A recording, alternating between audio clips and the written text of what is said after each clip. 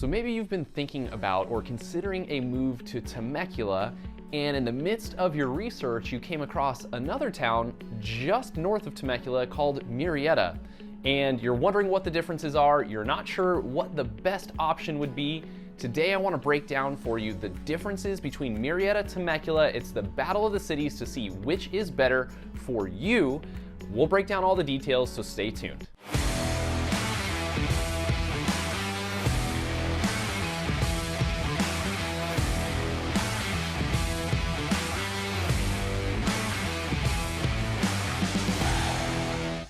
Hey guys, I'm Andrew Lewis, your local Temecula Valley realtor. Today I am breaking down the differences between Murrieta and Temecula. We've got 5 categories that we will judge the two cities on to help you make the best decision for you in your potential move to the Temecula Valley. Let's break it down. First up, let's talk housing affordability. We all know that is a big factor when it comes to deciding where you're going to move. And even though these cities are neighboring cities, and in my opinion, they're pretty identical in a lot of ways, the price difference is significant. So when it comes to Murrieta, the average price as of the date of this video is $682,000. And for Temecula, the average price is significantly more at $790,000. Now there's a lot that goes into these average price point numbers, and I will give Temecula some credit here that Temecula offers some wine country that we'll talk about, and there are custom homes on multiple acres that can help drive that up a bit. But when it comes tract home to tract home, you can still expect a decent difference, maybe about $50,000 or so for identical homes based on just the Temecula location. So Temecula will always be a little bit more expensive. It's the more well-known of the two cities, and it's the most developed at this point, and Murrieta is still continuing to grow. So you will always see a bit of a higher price tag on the Temecula side of things. As I mentioned in the intro of this video, you probably started with a search in the Temecula area unless you happen to know somebody or be from the area that knows already about Murrieta. And that's really what drives those prices up for Temecula. It is the most well-known area. Anytime I go to a real estate conference, I wear on my badge Temecula, California, and people know because of Southern California wine country. If it said Murrieta on there, they'd have no idea what we're talking about. So the price point stays a little bit higher. It's the more well-known and the more desirable just due to the wine country. So when it comes to affordability, if that is a factor for you, Murrieta takes the win. Next up, let's talk things to do. What is there to actually do in Murrieta and Temecula? Because entertainment is probably something that you're looking for. You're not gonna spend all of your time working or at your house. So let's break it down. For Temecula, we've got over 60 wineries in Temecula. If you are a wine drinker, this is the place for you. There is so much to do. We have the Balloon and Wine Festival every single year. It's a huge event with hot air balloons, wine tasting, great food, music. There's a ton to do there. Also, Temecula features Old Town Temecula. If you have not checked it out, you absolutely must. It is a historic part of our area, which actually features one of the first ever post offices in the entire West Coast. That was right here in Temecula, but that area has now been turned into restaurants and bars and things to do.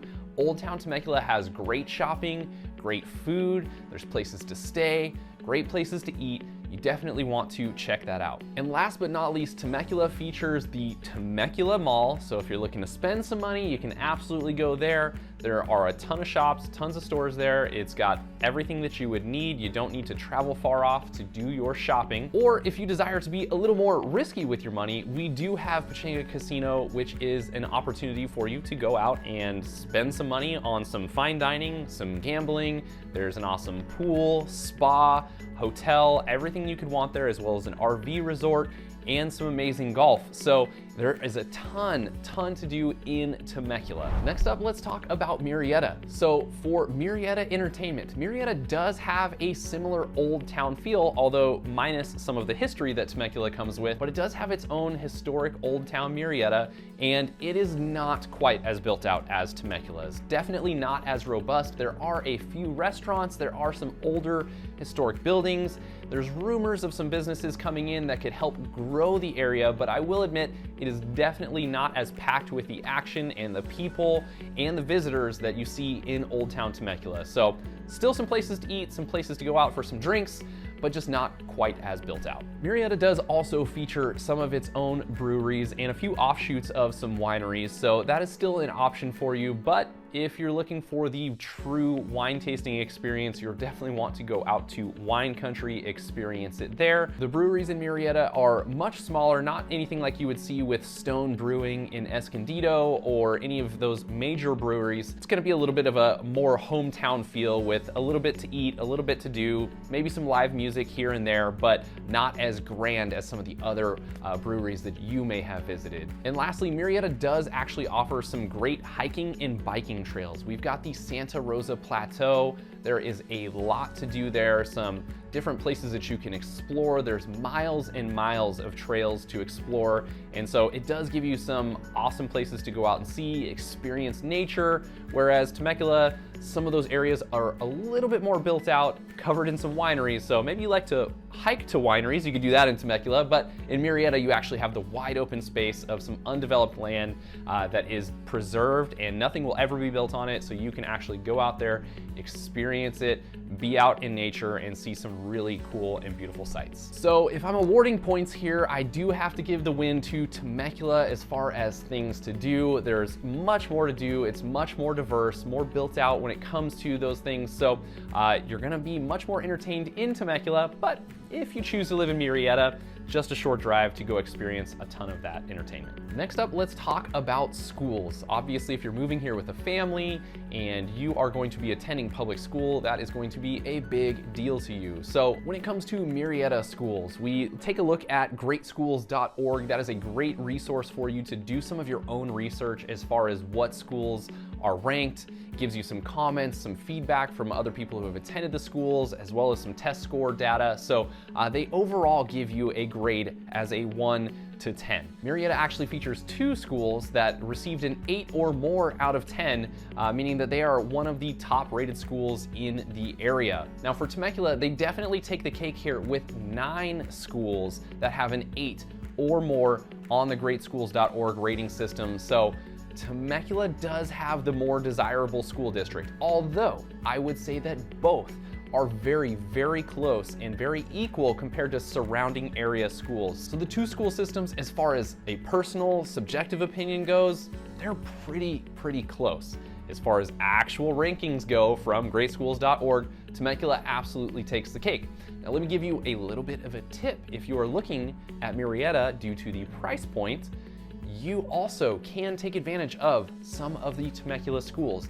There are parts of Murrieta that are actually unincorporated Murrieta that get to take advantage of Temecula schools. So a little tip for you, if you identify the right neighborhoods, you could get a Murrieta address with a Murrieta price, but get to take advantage of Temecula schools, which again, when we're assigning the points here, Temecula takes the cake. Next up, let's talk safety. Obviously, this is a huge concern for anybody moving to any area, and you may not know anything about this area if you're coming from another state or somewhere a bit further away. So let's take a look at some of the safety numbers.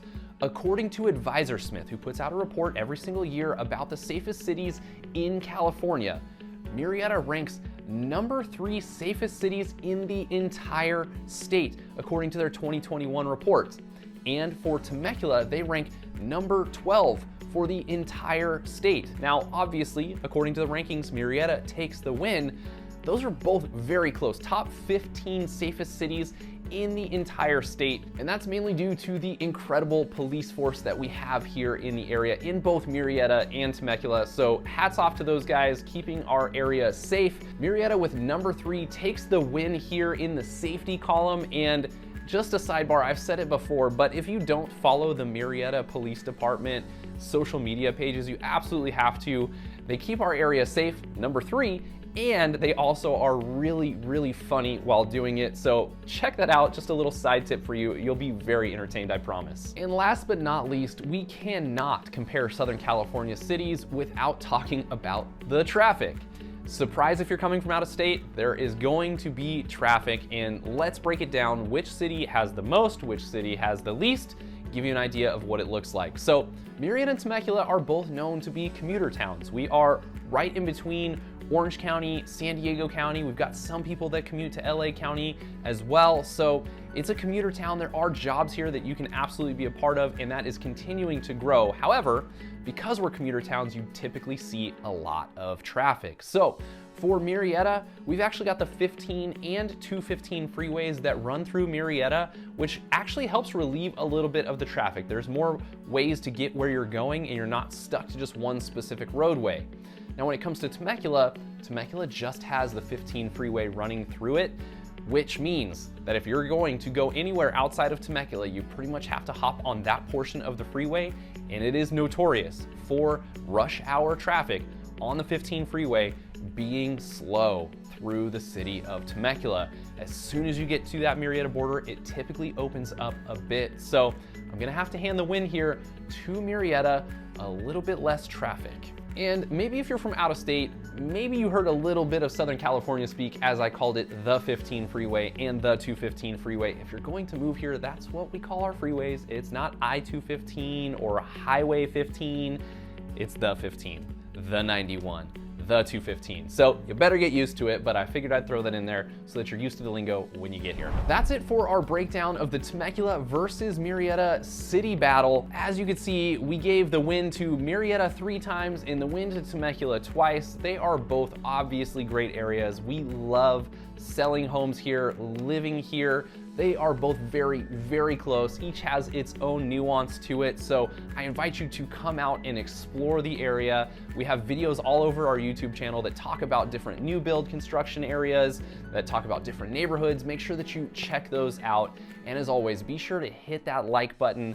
Leave a comment below about any question you might have about moving to the Temecula Valley, Temecula or Murrieta, what the home prices are now. We'd love to hear from you. And don't forget to hit that subscribe button so you don't miss out on future videos. Thanks for tuning in today, and we'll see you next time.